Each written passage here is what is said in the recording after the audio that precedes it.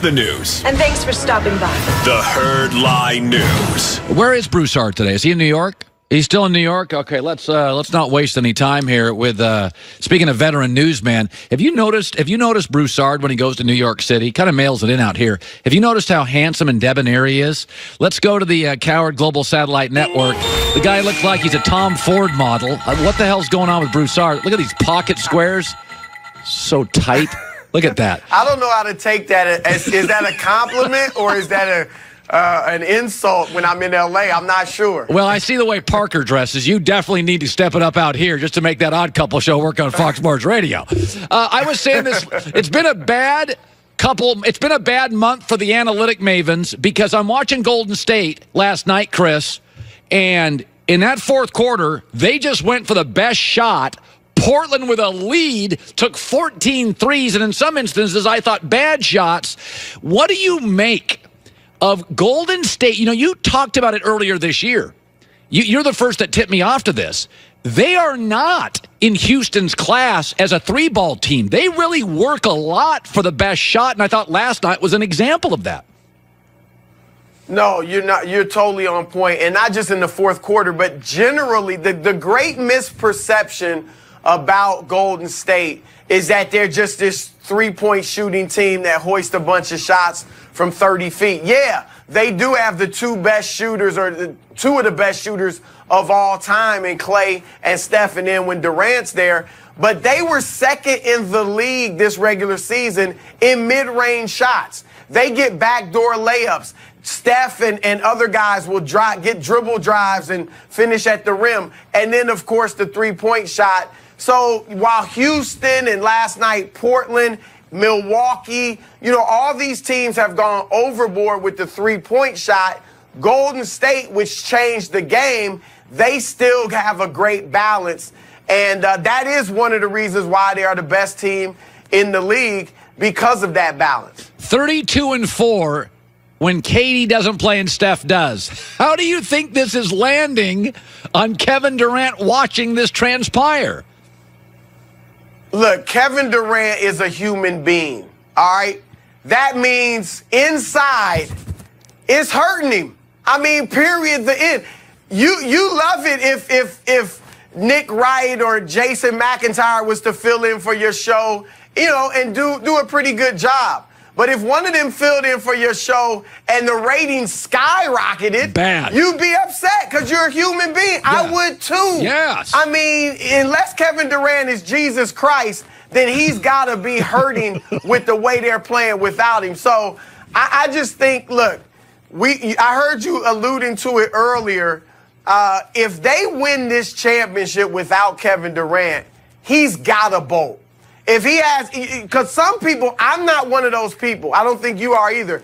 But there are people, fans and ex-players, current players, who belittle his two championships. Even though he was the finals MVP, even though he's arguably the best player in the world, they belittle those two championships. We heard Clyde Frazier do it, say there's an asterisk by it. What do you think that'll be if they win it without him? They'll belittle them even more. Marcus Thompson, you love him on your show. I love him. He just came out with a book, KD, Kevin Durant's Relentless Pursuit to be the Greatest. If that title is accurate and Durant really wants to be the greatest to ever play, he has no choice but to get out of Golden State and go somewhere and try to lead his own team to a title. I saw this story, and I want you to address it. I'll talk about it later because I think the Eastern Conference could be in trouble if Kyrie Irving goes west. There's a story now that Kyrie's considering the Lakers, and so is Anthony Davis, and that NBA executives are petrified of Kyrie and Anthony Davis joining LeBron. Can you refute it, confirm it? What do you make of that story? Yeah, I mean, look, everything I'm being told, and this is by people close to this situation, is that there is very little, almost no chance of Kyrie Irving going to the Lakers. Now, he will meet with them out of respect for LeBron. Obviously, they've rekindled their relationship. But this would shock people close to Kyrie, all right, if he decided to go back to play with LeBron and the Lakers. Obviously, there's a chance of Anthony Davis going there, but I think there's a better chance of both of those guys, KD and AD, or Kyrie and AD, going to New York. We know about Kyrie's ties with Kevin Durant. You know, if they go there, they're not. Kyrie's not joining somebody else's team, even though KD's the better player. It's kind of both of them going there together. The reason I think AD could wind up with the Knicks is because David Griffin, the new general manager in New Orleans, is going to make it very difficult on the Lakers to get Anthony Davis. Now, I don't think he'll make it impossible, but it's going to be hard. And if he really likes R.J. Barrett, who they could get from the Knicks if they trade with the Knicks for AD, and you unite the roommates, the great friends, the former All-Americans at Duke, put them together in New Orleans, that's a great storyline. Everybody would be into it, and they're two great young players. So I think New York is in the driver's seat and the favorite to get Anthony Davis. By the way, Milwaukee-Toronto probably isn't fascinating to the masses. We've got the Kawhi could leave Toronto story. You and I talked about it this week. You know, it's really interesting when you look at this Milwaukee team and their salaries and their youth and the star and the coach. If Anthony Davis does not go east, if Kevin Durant does not go east, if Kyrie did go west, it looks like to me Milwaukee could dominate the East for a long time. Do people in the league, are they talking about that?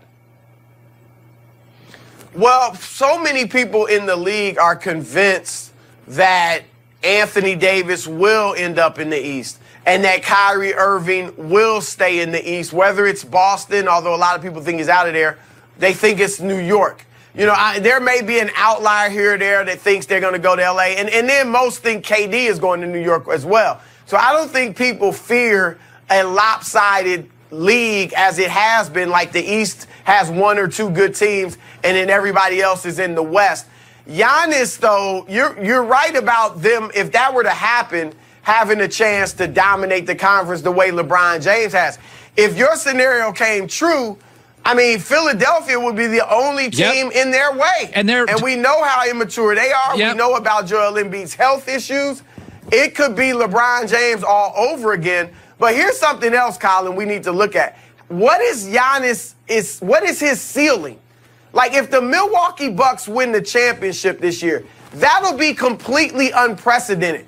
I don't think we've ever seen a team go from the 16th best record or somewhere around there to the NBA championship in 1 year without adding a major star. The closest I can think of, you'll remember this, was Portland in 1977, but they did add Maurice Lucas, who was an all-star. So this is unprecedented. What does this say about how good Giannis is?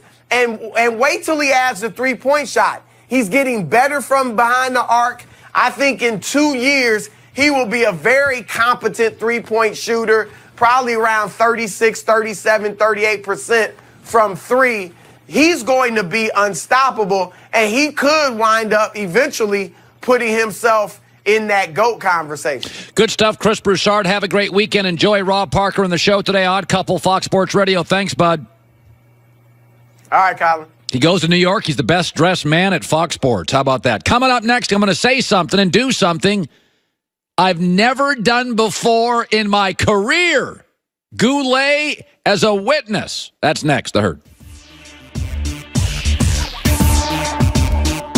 At Hilton.com.